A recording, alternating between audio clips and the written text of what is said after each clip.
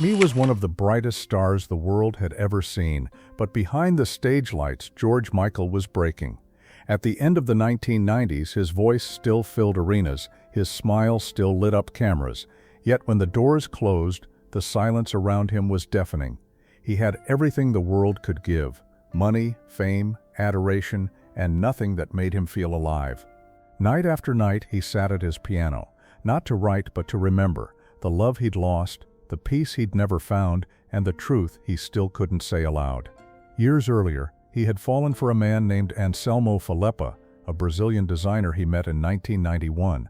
George later said, "He was the first person who really loved me." But just 2 years later, Anselmo died from AIDS, and the world never saw the way it shattered him. He carried that grief in silence, wearing fame like armor, smiling for interviews while his heart quietly fractured underneath. By 1996, he was moving through his success like a ghost in daylight, cheered by millions, understood by no one, and then one night in Los Angeles, everything changed. It was a charity event, the kind where the champagne sparkles brighter than the eyes behind the smiles. Across the room, George noticed someone who wasn't watching him like a star. He was simply looking, steady, kind, unbothered by the glitter. His name was Kenny Goss. Kenny wasn't famous. He'd been a cheerleading coach back in Texas, now running an art business. He had a calm energy, a warmth that didn't demand attention. They spoke for hours about dogs, home, ordinary life, things George hadn't let himself dream about in years. When the night ended, George whispered to a friend, "I think I've met someone I can breathe around." From that moment, Kenny became his quiet constant. He didn't care for limousines or gossip. He cared about whether George had eaten, slept, or smiled that day. And for the first time since Anselmo, George began to laugh again. He started writing new songs, not for the charts, but for himself. He said later that Kenny taught me to believe in life again. Together they built something fragile but real, a home between London and Dallas, 2 dogs they called their children, and a rhythm that almost felt normal. But the world didn't know. George still lived in fear of exposure, fear that if people truly saw him, they'd stop loving him. In 1998, fate forced his hand. He was arrested in a Beverly Hills public restroom for lewd conduct. Overnight, his privacy was stripped away in the cruelest possible light. The tabloids feasted. The headlines screamed shame. Yet when the world turned on him, Kenny did not. He stayed silent and unwavering.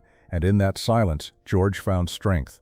He said later that the incident, humiliating as it was, freed him, because for the first time he no longer had to pretend.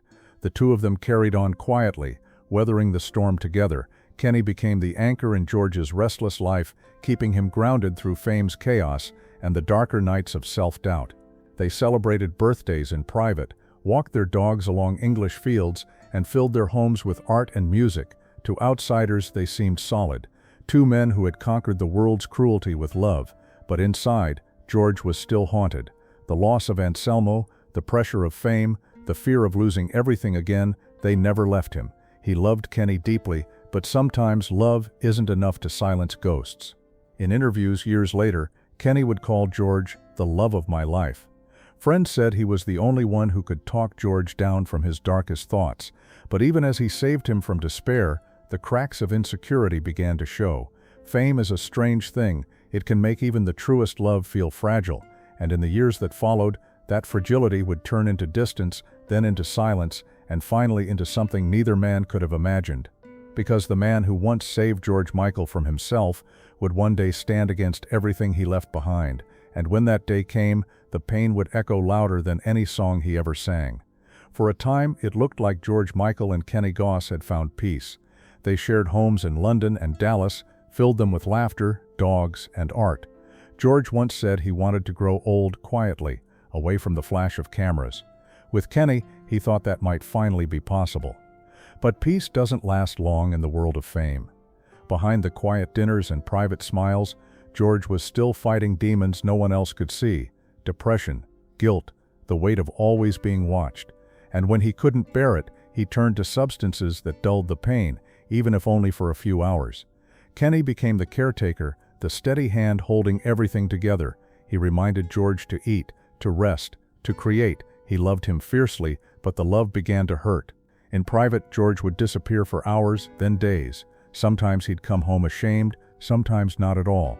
The tabloids caught wind of his struggles, arrests, accidents, the kind of headlines that tear away dignity, and every time it was Kenny who quietly faced the fallout. He cleaned up the mess, protected the man he loved, and stayed long after others would have left. He told a friend once, "You can't just stop loving someone because they're broken." But loving George Michael was like trying to hold sunlight. The more you clutched, the more it slipped away. By 2004, the tension between them was impossible to ignore. George wanted solitude, freedom, escape. Kenny wanted stability, peace, and truth, and in that difference, the distance grew. Yet even as they drifted apart, their love never disappeared. They kept appearing together in public, smiling for photographs, but the warmth had cooled. The relationship had quietly ended around 2009, though neither of them ever made a formal announcement. George called it a long, kind of lovely run. Kenny called it the hardest thing I've ever had to walk away from. Even after they separated, they remained bound by years of shared history. George continued to support him financially, not out of obligation, but loyalty. They spoke occasionally. They checked on each other. The affection had simply turned into something quieter, something almost sacred. Then came the winter of 2016. Christmas morning, Kenny was in Dallas when he got the news. George Michael, his George, had died in his sleep. He was just 53. For Kenny, the world stopped. He later said that when he heard it, "I felt like the air had left the room." The world mourned a legend. Fans left flowers outside his home. Songs that once felt timeless now felt like goodbyes. But Kenny wasn't invited to the funeral. The service was private, for family and a handful of close friends. George's body wasn't buried until 3 months later, due to medical delays. Kenny stayed home, grieving in silence. He said later, "I just wanted to say goodbye." When George's will became public in 2019, the final heartbreak came. Kenny's name wasn't in it, not a single mention. The estate, worth nearly £100 million, went entirely to family and select associates. The man who had stood by him through scandal, addiction, and shame was left with nothing. Kenny didn't speak out, not at first. He'd promised to protect George's dignity in life and in death, but the silence weighed heavy. He wasn't angry about money. He was devastated by what the omission meant, erasure. He said quietly to a friend, "I just thought I'd be remembered." And for years he lived with that ache. Watching the world celebrate George's genius while knowing that the man behind the voice had once called him his lifeline. Then, in 2021, 5 years after George's passing, Kenny did something no one expected.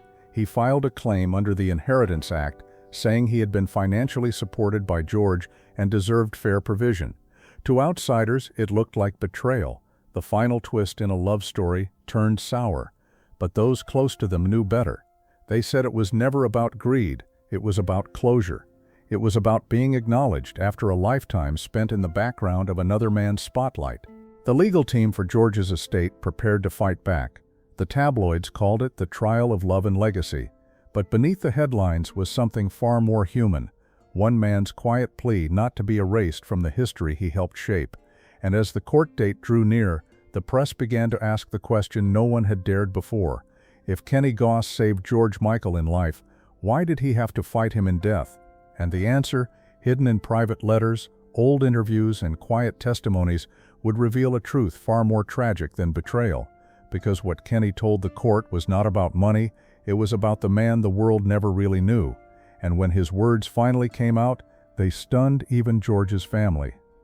When the court papers were filed, the headlines made it sound like a scandal. George Michael's ex sues his estate. The tabloids painted Kenny as the betrayer, the man who wanted money from the legend he'd once loved. But those who truly knew them understood the truth was far more complicated. This wasn't a story about greed, it was a story about grief and the desperate need to be remembered by someone who once meant everything. Kenny had stood by George through arrests, humiliation, and relapse. He had managed their homes, cared for him in illness, and protected his privacy when the world wanted spectacle. Even after they quietly separated, George continued to support him. To Kenny, that was more than generosity. It was a promise that what they shared still mattered. So when George's will excluded him entirely, that promise felt broken. It wasn't the lack of inheritance that wounded him, it was the silence. After decades of love and loyalty, he had been erased with a single omission.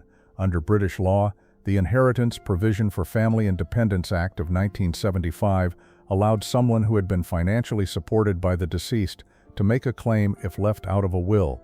Kenny qualified. He had lived with George for over a decade, and even after their breakup, George had continued to provide for him.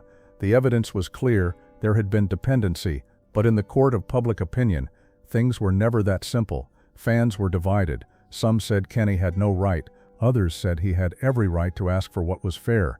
Yet through it all, Kenny remained quiet. He refused to attack George's family, refused to gossip, refused to tarnish his memory. He only asked that his years of devotion be acknowledged. Inside the courtroom, his lawyers spoke calmly, methodically. They outlined the years of companionship, the emotional and financial support, the public acknowledgement of their relationship. They spoke of the houses shared, the dogs raised, the care given during George's darkest years. And when Kenny himself took the stand, the room fell still. He didn't come to accuse, he came to explain. He told the court, "I was there for him through everything, through the press, the addiction, the fear. I was there when no one else was. I didn't want a penny from him when he was alive. I just thought that when he was gone, I might be remembered." Those words hung heavy in the air. For the first time, people began to see the man behind the headlines, not a gold digger, but a grieving partner who had loved someone too famous to ever be ordinary. In truth, the estate's executors weren't cruel. They were simply following George's written will, which favored his sisters and a few trusted friends. But Kenny's case wasn't about rewriting George's wishes. It was about closing a chapter without bitterness, without the feeling that his years beside George had meant nothing. The proceedings dragged on quietly, away from cameras, and then, after months of silence, it ended, not with outrage, but with understanding.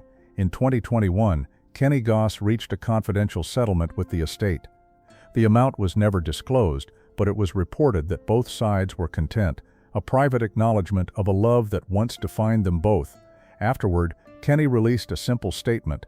He didn't celebrate, he didn't gloat. He said, "I will always love George, and I'm grateful for the years we had." That was all, no more, no less. But behind those words was something deeper, a quiet truth about fame, love, and how easily history forgets the ones who held it together from the shadows. The world moved on. Documentaries were made, tribute concerts were held, but for Kenny, the story didn't end with the settlement. It ended with memory. He said in one interview, "People talk about his voice, his fame, his money, but the George I knew was kind, funny, vulnerable. He wanted to be loved more than he ever wanted to be famous." That confession changed how many fans saw George Michael, not as the flawless superstar, but as a man who had loved deeply, lost painfully, and spent his life trying to balance the two. The trial might have closed the legal chapter, but it opened a more important one, a reminder that behind every legend is someone who stood beside them when the lights went out, and for George Michael, that person was Kenny Goss. But there was still one thing left, one truth Kenny never shared publicly, something he said he could never put into words until he felt at peace with the past, and when he finally did, it revealed the final piece of the love story that had haunted him for years. Years passed after the courtroom settled its quiet storm. The headlines faded, the arguments were forgotten, and George Michael's songs returned to the radio as if nothing had ever broken beneath the surface of his legend. But Kenny Goss never really left that story. He carried it with him, the laughter, the chaos, the love, like an unfinished melody that followed him wherever he went. He rarely spoke about George in public. When he did, his words were soft, unpolished, spoken like a man still protecting someone who no longer needed protecting. He told interviewers that he still talked to George sometimes, not out loud, but in his mind. "I'll see something beautiful," he said, "a sunset, a painting, a dog playing in a park, and I'll think, you'd have loved that." People asked him if he ever forgave George for leaving him out of the will. He'd pause, then smile faintly. "There was nothing to forgive," he said. "He did what he thought was right. I think he wanted to keep his family safe, and maybe in his own way he thought I'd be okay." To Kenny, George wasn't the star. He was the man who snored softly at night, who made endless cups of tea, who played his own unreleased songs on the piano when he couldn't sleep. He was the man who could light up a room and then hide in its darkest corner. And when Kenny finally spoke the truth he had held on to for years, it wasn't a revelation of betrayal, it was one of mercy. He said quietly, "I saved him when I could, but in the end, You can't save someone from their own heart. All you can do is love them while they're here. Those words closed the story that had once divided fans, because in the end, there had been no villain, no thief, no betrayal, only two men who had loved each other fiercely in a world that never knew how to hold that kind of love. After George's death, Kenny continued the art foundation they had started together, supporting galleries, young artists, and causes George once believed in. He kept the legacy alive, not by using George's name, but by living the kindness he'd learned from him. He once said, George didn't believe he was good enough for heaven, but if he could see what his music still does to people, the way it heals, the way it saves, he'd realize he already built his own. Even now, years later, fans still leave letters at his grave. They write that his songs got them through heartbreak, loneliness, grief, and in that way the man who sang of faith, freedom, and forgiveness still keeps saving people, long after he stopped saving himself. Kenny Goss lives quietly in Dallas now. He rarely grants interviews. When asked about George, he just smiles and says, he was extraordinary. There is no bitterness in his voice, just memory, just love that survived the noise of the world. If you strip away the fame, the lawsuits, the tragedy, what remains is a simple truth. Kenny Goss did save George Michael, and maybe in his own way, George saved Kenny too, teaching him that love doesn't end when life does, it simply changes shape. That is the real ending, not betrayal, not loss, but two souls that found each other, lost each other, and still remain tied in the echo of a song that refuses to fade. Because somewhere on a radio late at night, a voice still sings, I can't make you love me if you don't, and someone somewhere still whispers back, but we did. If this story moved you, subscribe to RetroWaves, where we uncover the love, pain, and hidden truths behind the legends we thought we knew. Because sometimes the real song isn't the one they sang, it's the one they lived.